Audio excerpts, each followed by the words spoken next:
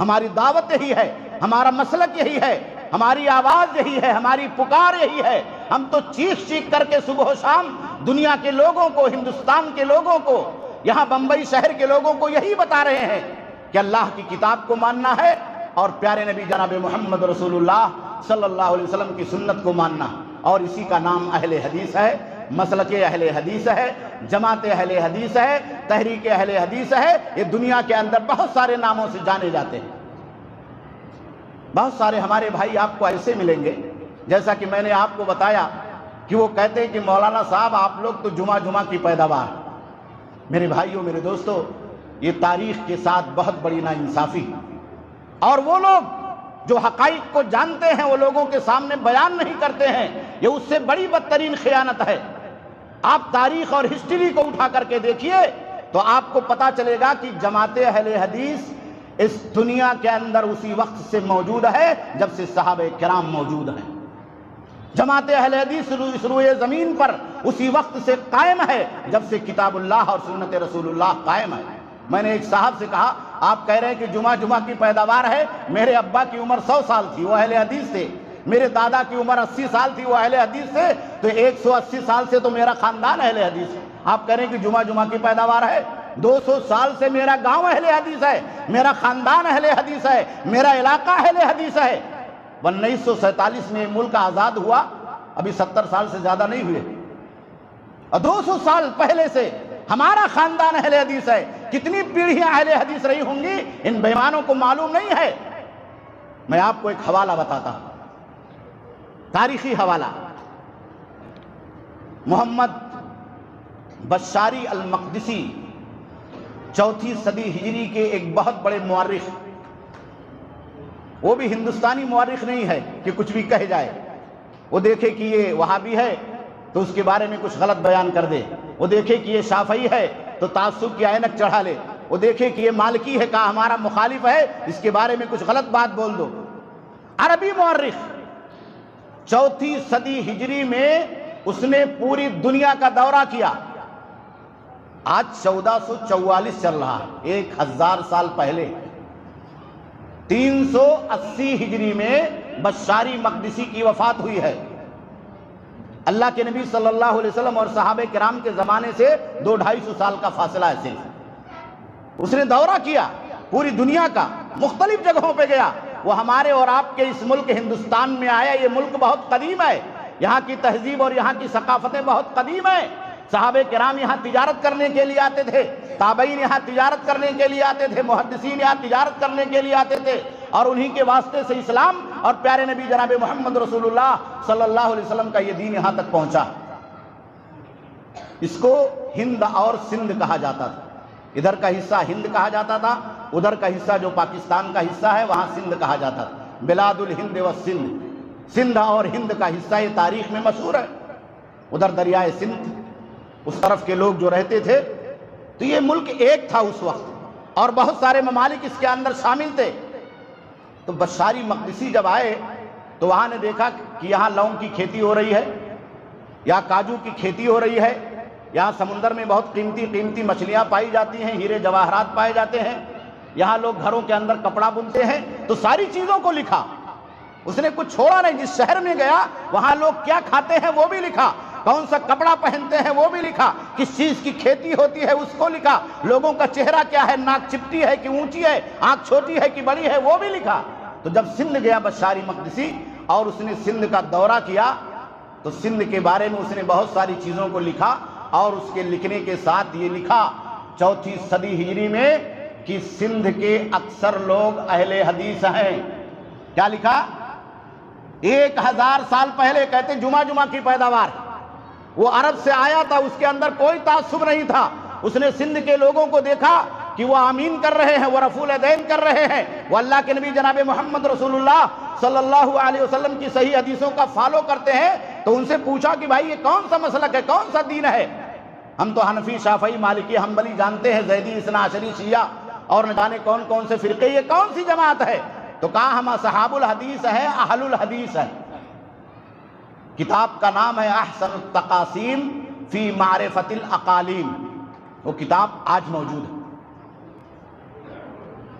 تو جماعت اہل حدیث یہ بہت قدیم جماعت ہے، اور خود ہمارے اور آپ کے اس ملک ہندوستان میں اس کی تاریخ بہت قدیم ہے، اور جتنی جماعت اہل حدیث نے اس ملک ہندوستان کے اندر خدمت کی ہے، کسی جماعت نے کوئی خدمت نہیں کی ہے، اس کا کوئی ریکارڈ نہیں ہے، اس کا کوئی مقابلہ نہیں ہے۔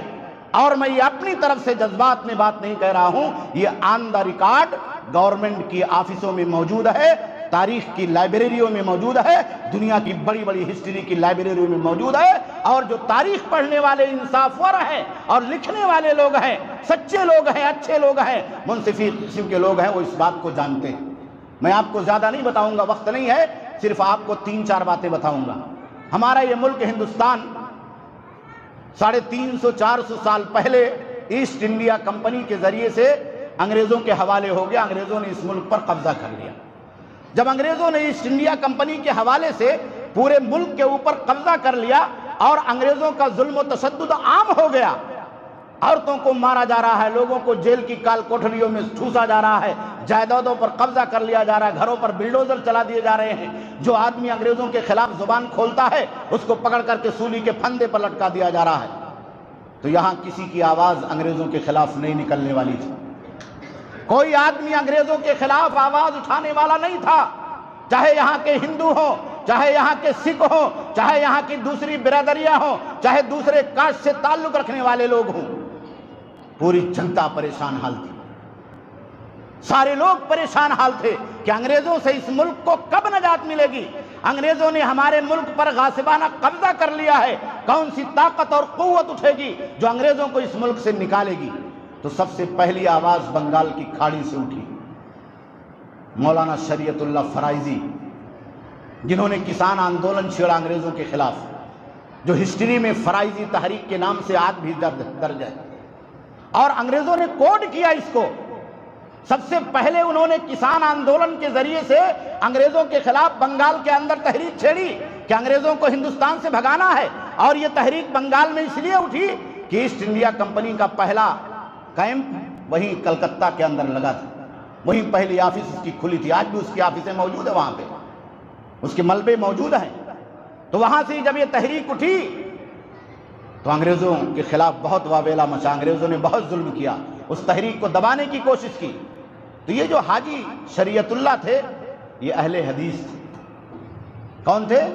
یہ بنگال کے اہل حدیث تھے، ان کا خاندان اہل حدیث تھا، ان کے 2 بیٹے تھے، تیتو میاں اور دیدو میاں۔ جب وہ مر گئے تو ان لوگوں نے تحریک کو آگے بڑھایا اور انگریزوں کے خلاف آندولن کیا، احتجاج کیا، سڑکوں کے اوپر نکلے کہ انگریزوں کو اس ملک سے بھگانا ہے اور کسانوں کو انگریزوں کے ظلم سے آزاد کرنا۔ وہ کہتے ہیں کہ اہل حدیث جمعہ جمعہ کی پیداوار۔ اس کے بعد پورے ملک کے اندر جب لوگ پریشان حال ہو گئے تو کوئی بھی ان کے خلاف تحریک نہیں چلانے والا تھا۔ دوسری تحریک اٹھی، تحریک شہیدین، شاہ اسماعیل شہید دہلوی رحمۃ اللہ علیہ اور سید احمد شہید دہلوی رحمۃ اللہ علیہ۔ جب مسلمانوں کے خلاف پنجاب کے اندر ظلم بہت بڑھ گیا، مسجدوں کو توڑا جانے لگا، انگریز بھی اس میں شریک تھے، یہاں کی بہت ساری برادریاں بھی اس کے اندر شریک تھیں، تو شاہ اسماعیل شہید دہلوی رحمۃ اللہ علیہ اٹھے اور ان لوگوں نے تحریک برپا کی، پورے ہندوستان کے اندر چلے، لوگوں کو جگایا اور بیدار کیا۔ یہ تحریک جب طاقتور بن گئی تو پنجاب میں بالا کوٹ کے میدان میں جنگ ہوئی، لڑائی ہوئی، شاہ اسماعیل شہید دہلوی رحمۃ اللہ علیہ شہید ہو گئے اور سید احمد شہید دہلوی رحمۃ اللہ علیہ شہید ہو گئے۔ جب دونوں لیڈر شہید ہو گئے تو اس ملک میں انگریزوں کے خلاف آزادی کی تحریک کو آگے بڑھانے والا کوئی نہیں تھا۔ اللہ رب العالمین نے پٹنہ، صادق پور بہار سے، عظیم آباد سے خاندان صادق پور کے جیالوں کو پیدا کیا جو شاہ اسماعیل شہید کی تحریک سے جڑے ہوئے تھے اور ان کی شاگردی اختیار کیے ہوئے تھے۔ مولانا ولایت علی صادق پوری، مولانا عنایت علی صادق پوری، مولانا یحییٰ علی صادق پوری اور ان کا پورا خاندان آج بھی پٹنہ میں عظیم آباد کا یہ محلہ صادق پور کا محلہ موجود ہے اور وہ خاندان آج بھی موجود ہے۔ ابھی کچھ سالوں پہلے ان کے وارثین مولانا عبدالسمیع جعفری کی وفات ہوئی، اللہ رب العالمین ان کو غریق رحمت فرمائے، اسے عمارت شریعہ پٹنہ کے نام سے جانا جاتا ہے۔ تو ان لوگوں نے تحریک کی قیادت کی شاہ اسماعیل شہید کے بعد۔ شاہ اسماعیل شہید دہلوی رحمۃ اللہ علیہ کی شہادت کے بعد 100 سالوں تک اس ملک میں انگریزوں کا قبضہ رہا، اور 100 سالوں تک اہل حدیث، جماعت اہل حدیث کے علماء صف اول میں انگریزوں کے خلاف ملک کے تمام لوگوں کو لے کر کے لڑتے رہے۔ کوئی آگے نہیں بڑھنے والا تھا، نہ انڈین نیشنل کانگریس کا وجود تھا، نہ تحریک خلافت کا وجود تھا، نہ جمعیت علماء کا وجود تھا، نہ ندوۃ العلماء کا وجود تھا، نہ تحریک ریشمی رومال کا وجود تھا۔ کوئی تحریک نہیں بنی تھی۔ یہ جن تحریکوں کا نام ہم اور آپ سنتے ہیں، یہ 1900 کے آس پاس بنی ہے، اور شاہ اسماعیل شہید دہلوی رحمۃ اللہ علیہ کی تحریک یہ 1830 میں بنی تھی۔ بالا کوٹ کے میدان میں شاہ اسماعیل شہید دہلوی کی شہادت 1830 میں ہوئی۔ یہ تحریکیں 1900 میں بنی۔ یہ 70 سال کا 80 سال کا جو عرصہ ہے، یہ 80 سال کا عرصہ کون لڑائی لڑ رہا تھا انگریزوں سے؟ کون انگریزوں کے خلاف کالا پانی کی سزائیں کاٹ رہا تھا؟ کون رنگون کے جیلوں کے اندر اپنی زندگیوں کو سڑا رہا تھا؟ کون اپنی جائیدادوں کو قربان کر رہا تھا؟ کون اپنے خون کی شہادت پیش کر رہا تھا؟ یہ خاندان صادق پور پٹنہ کے محلے میں رہنے والے اہل حدیث علماء تھے۔ مولانا ولایت علی صادق پوری اور مولانا عنایت علی صادق پوری تھے، اور ان کا خاندان تھا، اور پوری جماعت اہل حدیث تھے۔ انگریزوں نے جب دیکھا کہ پورے ہندوستان کے اندر علماء ٹوپی لگا لگا کر کے تحریک آزادی کی قیادت کر رہے ہیں، اور ان کو وہابی کہا جاتا ہے، ان کو وہابی کہا جاتا ہے۔ وہابی کا نام انہی لوگوں نے دیا، کہا وہابی کا مطلب باغی ہے، حکومت کے باغی ہیں، یہ انگریز کے باغی ہیں، انگریز کی بات نہیں مانتے، ان کی سرداری نہیں مانتے، ان کی حکومت نہیں مانتے، یہ اس ملک کو انگریزوں سے آزاد کرنا چاہتے ہیں۔ تو ایک ڈبلو ہنٹر نام کا سرائے تھا، وائس سرائے، اس کو ان لوگوں نے جاسوسی کے طور پر بھیجا، کہا جاؤ پتہ لگا کے آؤ، بنگال کے اندر، کلکتہ کے اندر، یو پی کے اندر، میرٹھ کے اندر، پنجاب کے اندر، کہ ہمارے خلاف یہ تحریک کون چھیڑ رہا ہے، اس کی قیادت کون کر رہا ہے، پیسے کون دے رہا ہے، اور ہمارے کے خلاف لوگوں کو احتجاج کے لیے کون ابھار رہا ہے۔ تو ڈبلو ہنٹر کلکتہ گیا، ڈبلو ہنٹر پنجاب گیا، ڈبلو ہنٹر دلی گیا، عظیم آباد گیا، پٹنہ گیا، دربھنگہ گیا، میرٹھ گیا، نہ جانے کون کون سی جگہوں پہ گیا۔ اس نے گورنمنٹ کو خفیہ رپورٹ دی کہ یہ پٹنہ کے صادق پور محلے کے اہل حدیث ہیں، کلکتہ کے اہل حدیث ہیں، کپڑے کی تجارت کرنے والے ہیں، مدراس کے چمڑے کے کاروباری ہیں، سب کو اہل حدیث کہا جاتا ہے، وہابی کہا جاتا ہے، یہی بغاوت پر آمادہ ہیں، اور سارے لوگوں کو بغاوت پر بھڑکا رہے ہیں۔ تو انگریز اتنے غصہ ہو گئے کہ ان لوگوں نے پورے ہندوستان کے اندر جتنے علماء تھے، جتنے سرکردہ لوگ تھے، خاص طور پر اہل حدیث علماء تھے جن کو یہ لوگ وہابی کہتے تھے، سب کو اریسٹ کر لیا، گرفتار کر لیا، اور سب کو اریسٹ کر کے گرفتار کر کے جیل کے اندر ٹھونس دیا، کالا پانی اور رنگون بھیج دیا، اور نہ جانے کہاں کہاں بھیج دیا۔ ڈبلو ہنٹر ہی نے لکھا ہے کہ جب دلی کو آزاد کیا گیا انگریزوں سے، تو اس سے پہلے جب میں دلی کے اندر تھا تو انگریزوں نے ان علماء کو اتنی سزائیں دی کہ دلی سے لے کر لاہور تک جو بھی درخت تھا اور اس سڑک پر جو بھی آدمی گزرتا تھا وہ دیکھتا تھا کہ کسی نہ کسی مولوی کی لاش درخت سے لٹک رہی۔ انگریزوں نے ان کو سولی پر لٹکا دیا تھا۔ کہا 5 لاکھ علماء اہل حدیث نے اس ملک کی آزادی کے لیے قربانیاں پیش کی ہیں۔ 5 لاکھ علماء اہل حدیث نے، دوسرے لوگوں نے جو قربانیاں پیش کی ہیں وہ الگ ہے، 5 لاکھ علماء اہل حدیث نے اکیلے قربانیاں پیش کی۔ یہ تعداد اور بڑی ہوگی، لیکن اس نے تخمینہ لگایا کہ 5 لاکھ علماء اہل حدیث نے قربانیاں پیش کی ہوں گی۔ 70-80 سال تک خاندان صادق پر لڑتا رہا۔ سن 1906 میں آل انڈیا اہل حدیث کانفرنس بنی۔ 1906 کے آس پاس یہ جو کانگریس پارٹی ہے نا، اس کانگریس پارٹی کا وجود آیا جس کو انڈین نیشنل کانفرنس کہا جاتا ہے، اور اسی 1906 کے آس پاس اس کے بعد جمعیت العلماء کا وجود آیا، جمعیت العلماء پیدا ہوئی، تحریک خلافت پیدا ہوئی۔ جب یہ جماعتیں سب پیدا ہوئی اور سب لوگوں نے ایک اتحاد بنایا، ایک ایجیٹیشن بنایا، اور انگریزوں کے خلاف مل کر کے پورے ہندوستان نے، دیش واسیوں نے بگل بجا دیا کہ اس ملک کو آزاد کرانا۔ تو ان تمام لوگوں کی قیادت کرنے والے بھی علماء اہل حدیث تھے۔ مولانا ثناء اللہ امرتسری رحمۃ اللہ علیہ آل انڈیا اہل حدیث کانفرنس کے جنرل سیکریٹری تھے۔ مولانا ثناء اللہ امرتسری رحمۃ اللہ علیہ جمعیت العلماء کے بانی تھے۔ مولانا ثناء اللہ امرتسری رحمۃ اللہ علیہ ندوۃ العلماء کے قیام میں ان کا بہت بڑا رول تھا۔ مولانا ثناء اللہ امرتسری رحمۃ اللہ علیہ تحریک خلافت کے اندر بھی ممبر تھے۔ مولانا ثناء اللہ امرتسری رحمۃ اللہ علیہ آل انڈیا نیشنل کانفرنس کے اندر ممبر تھے۔ یہ جماعت اہل حدیث کے جنرل سیکریٹری تھے۔ میرے بھائیوں، یہ ملک ویسے آزاد نہیں ہوا، ویسے آزاد نہیں ہوا ہے۔ تو ایک طرف وطن کی خدمت، اس ملک کی آزادی، انگریزوں کے ظلم اور ستم سے اس ملک کو آزاد کرانا ہماری تاریخ کا ایک بہت بڑا حصہ ہے، ہمارے نوجوانوں کو اسے یاد رکھنا چاہیے۔ اور دوسری طرف اسی پیریڈ میں جب لوگوں کے اوپر ظلم و ستم حد سے بڑھ چکا ہوتا تھا تو اسلام کے خلاف بھی الغار ہوتا تھا، قرآن کے خلاف بھی الغار ہوتا تھا، اللہ کے نبی صلی اللہ علیہ وسلم کی شان اقدس میں گستاخیاں کی جا رہی تھی۔ ان تمام چیزوں کا جواب دینے والے بھی اس کشمکش کے ماحول میں اور اس پرخطر ماحول میں جب انگریزوں سے لڑائی لڑی جا رہی تھی، اگر کوئی آدمی جواب دینے والا تھا تو علماء اہل حدیث ہی تھے۔ مولانا ثناء اللہ امرتسری نے کئی کتابیں لکھی مولانا ثناء اللہ امرتسری نے۔ ایک آریہ نے جب اللہ کے نبی صلی اللہ علیہ وسلم کی شان میں گستاخی کی، اور اتنی گستاخی کی کہ نعوذ باللہ پیارے نبی جناب محمد رسول اللہ صلی اللہ علیہ وسلم کی سیرت طیبہ کو ایک رنگین شکل دے کر کے ایک کتاب تیار کی اور اسے لوگوں کے درمیان پیش کیا، جس کا نام رکھا رنگیلا رسول۔ نعوذ باللہ، ہمارے نبی جناب محمد رسول اللہ صلی اللہ علیہ وسلم کی سیرت کو ٹائٹل دیا رنگیلا رسول۔ کہیں سے آواز نہیں آ رہی تھی، نہ ندوۃ العلماء کے لوگ بول رہے تھے، نہ جمعیت العلماء کے لوگ بول رہے تھے، نہ دارالعلوم دیوبند کے لوگ بول رہے تھے۔ اگر کسی کی آواز نکل رہی تھی، کوئی قلم چل رہا تھا رات کی تاریکی میں اور دن کے اجالے میں، تو حضرت مولانا ثناء اللہ امرتسری شیر پنجاب فاتح قادیان جماعت اہل حدیث کے جنرل سیکریٹری تھے۔ انہوں نے 2-4 ہفتوں کے اندر اس کتاب کا جواب تیار کیا اور اس کتاب کا ٹائٹل رکھا مقدس رسول۔ لے تیرے رنگیلا رسول کا یہ جواب ہے مقدس رسول، کہ میرے رسول کتنے پاکیزہ تھے، ان کی سیرت کتنی پاکیزہ تھی۔ قاضی عدیل عباسی نے لکھا، جو بریلوی سیکٹ کے ایک بہت بڑے بیرسٹر تھے، ہمارے علاقے میں جو لوگ رہتے ہیں ان کو معلوم ہے کہ ان کے بھائی قاضی جلیل عباسی تھے، بستی علاقے سے وہ بہت سالوں تک کانگریس کے ایم پی رہ چکے، انہی کے یہ بھائی تھے قاضی عدیل عباسی۔ وہ بریلوی سیکٹ کو ماننے والے تھے، بہت بڑے بیرسٹر تھے، وہ اس زمانے میں موجود تھے جب ہندوستان کی آزادی کا معاملہ چل رہا تھا، انگریزوں نے جبر و ستم کیا تھا۔ مولانا ثناء اللہ امرتسری موجود تھے، دوسری تحریکیں موجود تھی، کانگریس زندہ تھی، تحریک خلافت زندہ تھی۔ قاضی عدیل عباسی کہتے ہیں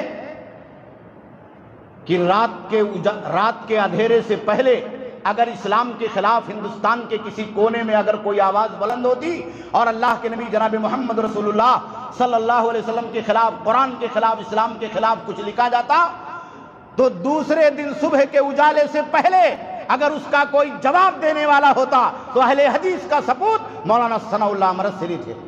کہا وہ سب سے پہلے جواب لکھتے تھے، کہا صبح ہونے سے پہلے ان کا جواب آ جاتا تھا۔ مولانا ثناء اللہ امرتسری رحمۃ اللہ علیہ کے پاس ایک پریس تھا، ان کا اپنا پریس تھا، ثنائی پریس، اسی میں چھاپتے تھے۔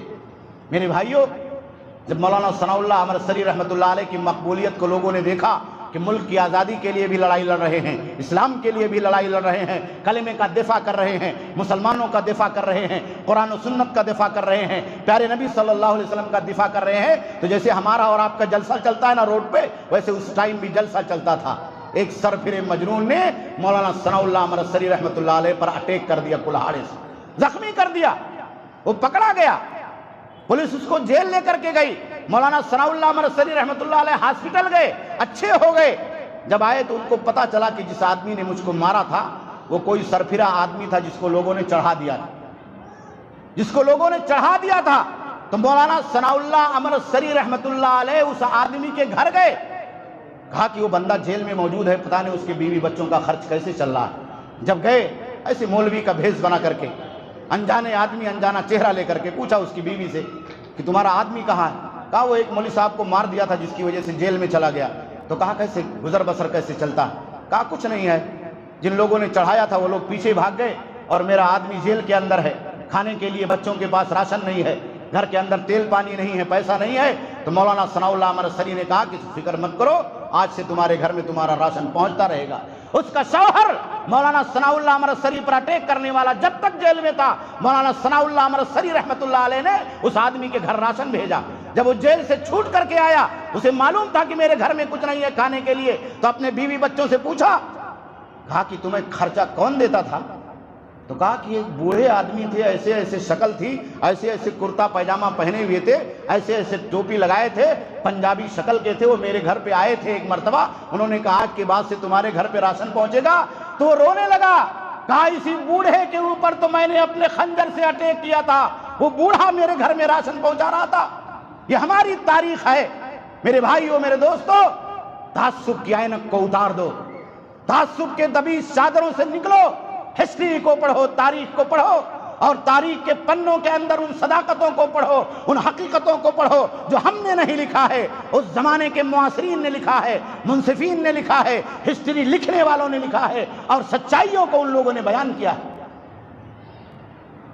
میاں سید نذیر حسین محدث دہلوی رحمۃ اللہ علیہ، اللہ ان کو غریق رحمت فرمائے، ایک دور وہ بھی تھا جماعت اہل حدیث کا ایک بہت بڑا چہرہ، حدیثوں کے پڑھنے اور پڑھانے کا ایک بہت بڑا چہرہ، دلی کے اندر آج بھی ان کی مسجد موجود ہے۔ جو لوگ دلی جاتے ہیں یا دلی سے ان کا واسطہ ہے، ان کو معلوم ہے گلی پھاٹک حبش خان جامع مسجد کے پیچھے آج بھی ان کی مسجد موجود ہے۔ اسی کے مسند پر بیٹھ کر 100 سال تک میاں سید نذیر حسین محدث دہلوی رحمۃ اللہ علیہ نے حدیث کو پڑھایا۔ وہ جماعت اہل حدیث اور اہل حدیث مذہب کے ماننے والے اور ہمارے سرخیل تھے۔ 1902 میں ان کا انتقال ہوا۔ کب؟ 1902 میں، زیادہ عرصہ نہیں ہوا۔ مولانا سید نذیر حسین محدث دہلوی کی شخصیت اتنی چمکی کہ صرف ہندوستان نہیں، پوری دنیا سے لوگ پڑھنے کے لیے دلی میں آنے لگے۔ کوئی عرب سے آ رہا ہے، کوئی مصر سے آ رہا ہے، کوئی شام سے آ رہا ہے، کوئی سمرقند سے آ رہا ہے، کوئی بخارا سے آ رہا ہے، کوئی روس سے آ رہا ہے، کوئی مشرق سے آ رہا ہے، کوئی مغرب سے آ رہا ہے۔ اسی مسجد میں حجرے پہ بیٹھ کر کے میاں سید نذیر حسین محدث دہلوی کے سامنے زانو یہ تلمس طے کرتے تھے۔ ہم اور آپ نہیں جانتے ہیں، آپ جائیے کسی عرب کنٹری کے اندر اور عرب کنٹری کے کسی لائبریری میں آپ جائیے، وہاں پڑھنے والوں سے آپ پوچھئے کہ میاں نذیر حسین کو جانتے ہو، تو آپ کو بہت ساری باتیں بتائے گا، بہت سارے واقعات سنائے گا۔ آپ کو بہت سارے بوڑھے علماء ایسے مل جائیں گے جو آپ سے یہ کہیں گے کہ دیکھو میرے پاس تمہارے ہندوستان کے اس مولوی کی سرٹیفکیٹ ہے جس نے مجھے حدیث پڑھایا تھا اور جس سے میں نے حدیث کی سند لی تھی۔ میاں صاحب کے 2 شاگرد بہت عظیم الشان پیدا ہوئے، وہ بھی اہل حدیث کے سپوت تھے۔ مولانا عبد الرحمن صاحب مبارک پوری رحمۃ اللہ علیہ، اعظم گڑھ مبارک پور کے، انہوں نے ہماری اور آپ کی حدیث کی جو مشہور کتابیں ہیں ان میں ایک مشہور کتاب ہے ترمذی شریف جسے کہا جاتا ہے، سنن ترمذی، آپ پڑھتے ہیں، اس کا حوالہ آپ کو دیا جاتا ہے۔ اس کی عربی زبان میں شرح لکھی، کئی جلدوں میں ضخیم شرح، اردو میں نہیں، یہاں کی مادری بھاشا ہندی میں نہیں، فارسی میں نہیں، عربی زبان میں جو عرب کے لوگ پڑھتے ہیں، اور اتنی اچھی عربی لکھی، اتنا اچھا کام کیا، اتنی اچھی شرح کی کہ آج تک پوری دنیا کے اندر مولانا عبد الرحمن صاحب مبارک پوری رحمۃ اللہ علیہ جو میاں صاحب کے شاگرد تھے، جماعت اہل حدیث کے عظیم سپوت تھے، جماعت اہل حدیث کے محدث تھے، آج ان کی کتاب کو سند کا درجہ دیا جاتا ہے۔ دنیا کی کوئی بھی لائبریری ہو، آپ جامعہ ازہر چلے جائیے، جامعہ زیتونہ چلے جائیے، قروین چلے جائیے، سعودی عرب چلے جائیے، حرمین شریفین کی لائبریریوں میں چلے جائیے، آن لائن موبائل جو آپ چلاتے ہیں اسے کھول کر کے سرچ کیجئے، آپ کو سب سے پہلے ترمذی شریف کی جو شرح ملے گی جس پر دنیا اعتبار کرتی ہے، وہ ہمارے اور آپ کے ملک ہندوستان کے سپوت، ہماری اور آپ کی جماعت اہل حدیث کے سپوت مولانا عبد الرحمن صاحب مبارک پوری رحمۃ اللہ علیہ کی کتاب ہے جس کا نام ہے تحفۃ الاحوذی فی شرح جامع ترمذی۔ اور دوسرے شاگرد تھے میاں صاحب کے جن کا نام تھا مولانا شمس الحق عظیم آبادی، وہی عظیم آباد پٹنہ والا، میاں صاحب کے شاگرد تھے۔ انہوں نے حدیث کی تیسری کتاب ابو داؤد کی شرح لکھی، وہ بھی عربی میں لکھی، اردو ہندی میں نہیں لکھی، اور وہ کتاب بھی پہلی کتاب کی طرح سے عرب دنیا کے اندر بہت مقبول ہوئی، بہت مقبول ہوئی کہ اس کے بغیر ابو داؤد پڑھنے اور پڑھانے والوں کا، سمجھنے اور سمجھانے والوں کا کام نہیں چل سکتا۔ تو یہ ساری خدمتیں جماعت اہل حدیث کے سپوتوں نے اس دنیا کے اندر، اسی ملک ہندوستان میں بیٹھ کر کے پیش کی۔ ابھی میں 91 کے اندر جب سعودی عرب اسلامک یونیورسٹی مدینہ میں پڑھنے گیا تو بہت حیران رہ گیا۔ ہمارے کلاس میں ہمیں ایک استاد حدیث پڑھاتے تھے، تو ایک دن انہوں نے 3 ہندوستانی علماء کا تذکرہ کیا، ہمیں نہیں معلوم، ہم ان کو نہیں جانتے تھے. ہم نے جامعہ سلفیہ بنارس سے پڑھ کر کے مدینہ پہنچے، لیکن ہمیں نہیں پتا تھا، ان کو معلوم تھا. انہوں نے کہا کہ ہندوستان کے 3 علماء ہیں جنہوں نے حدیث کی کتابوں کی، علم کی بہت خدمت کی ہے. کہا کہ ایک کا نام ہے ڈاکٹر محفوظ الرحمان. ہم نے یہ نام پہلی بار سنا. بہت تعجب ہوا کہ ڈاکٹر محفوظ الرحمان کون ہے؟ وہ دبئی میں رہتے تھے، ڈومریا گنج بوڑیہار کے رہنے والے، جامعہ سلفیہ سے فارغ تھے اور مدینہ یونیورسٹی سے سند فراغت لی تھی، دبئی کے اندر رہتے تھے. امام دارقطنی رحمۃ اللہ علیہ کی ایک کتاب ہے علل دارقطنی، وہ حدیث کی باریکیوں اور باریک بیماریوں کی سب سے بہترین کتاب ہے. اس کتاب کو مخطوط سے نکال کر کے انہوں نے اپنی تحقیق سے شائع کیا. ایڈٹ کرنا یہ ایک بہت بڑا کام ہوتا ہے. پرانی کتابوں کو نکال کر کے حرف بحرف شائع کرنا، اس کی صحت کا، اس کی متن کا دھیان رکھنا کہ اس میں کوئی کھوٹ نہ پیدا ہو.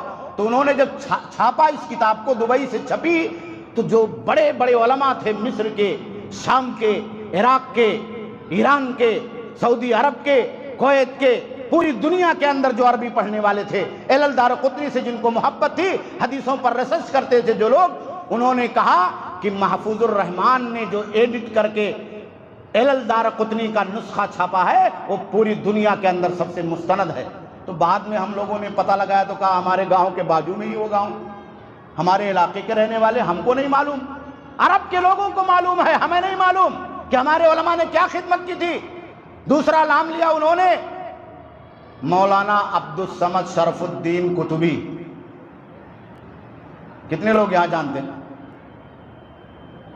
بہت سارے علماء بھی نہیں جانتے ہوں گے.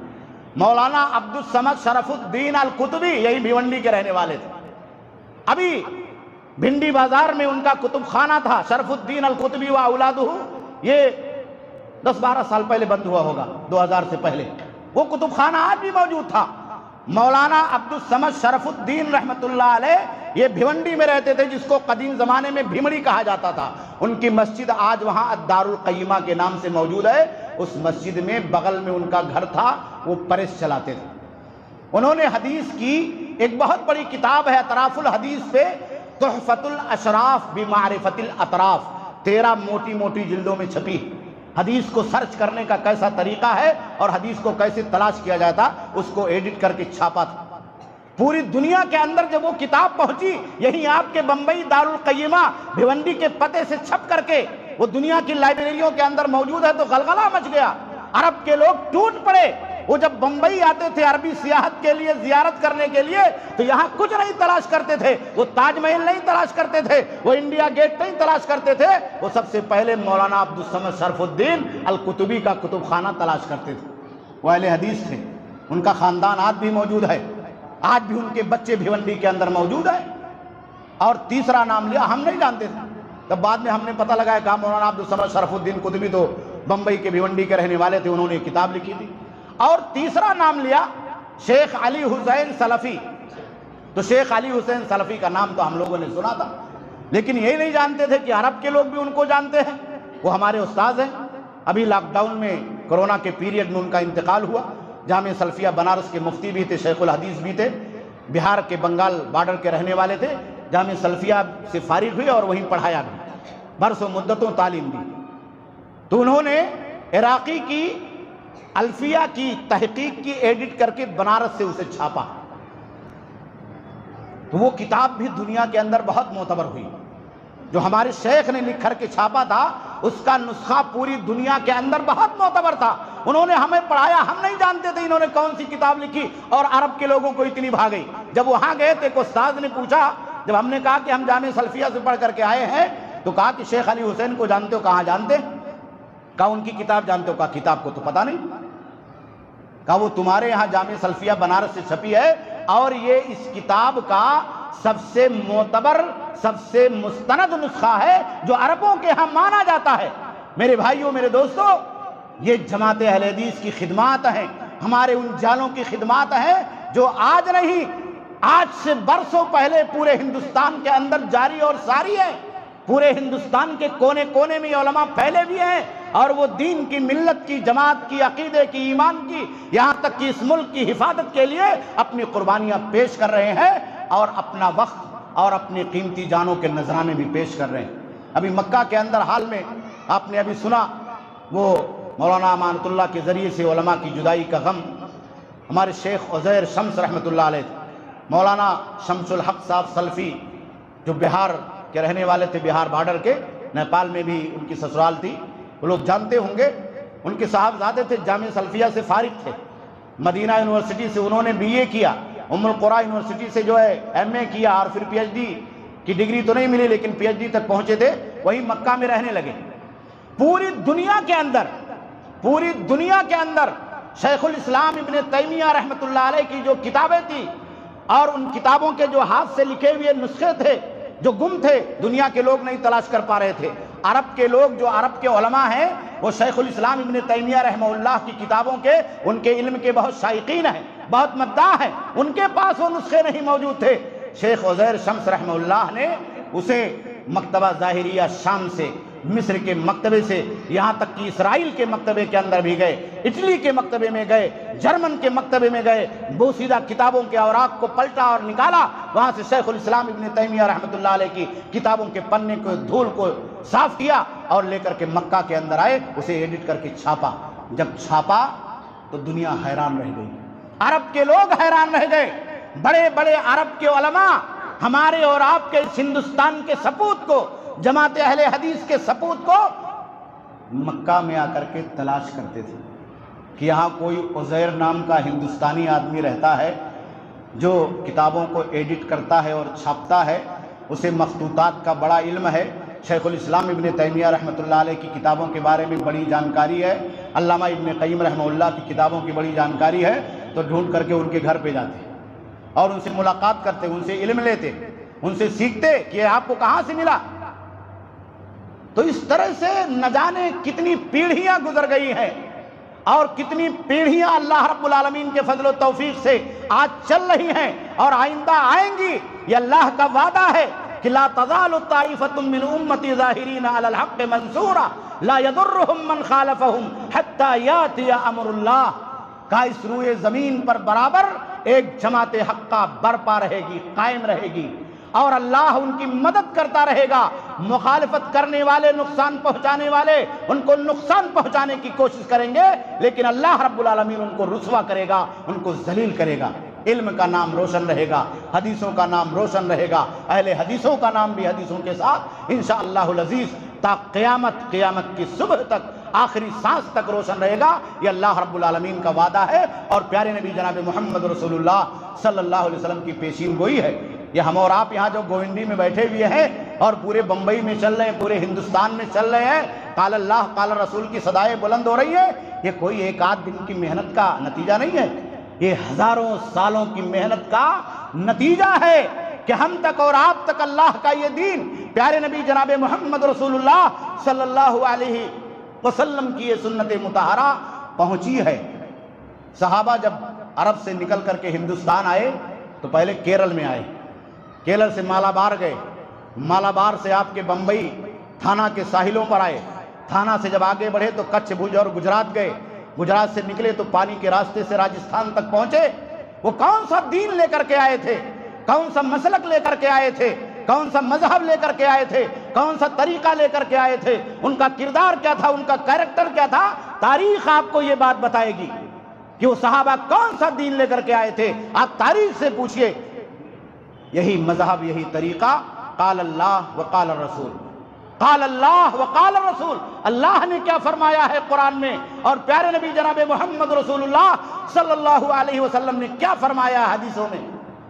قرآن میں اگر ہے تو ہم اسے مانتے ہیں، وہ ہمارے دل کی آواز ہے، ہمارے ماتھے کا جھومر ہے۔ پیارے نبی جناب محمد رسول اللہ صلی اللہ علیہ وسلم کی حدیثوں میں ہے تو ہمارے دل کی آواز ہے، ہمارا منہج ہے، ہمارے ماتھے کا جھومر ہے۔ یہی صحابہ کرام کا منہج تھا، محدثین کا منہج تھا، تمام ائمہ کا منہج تھا۔ اس لیے میرے بھائیوں، میرے دوستو، ہمیں اور آپ کو اپنے مسلک کی، اپنے جماعت کی تاریخ کو پڑھنا چاہیے اور اپنے آپ کو اس تاریخ سے جوڑنا چاہیے۔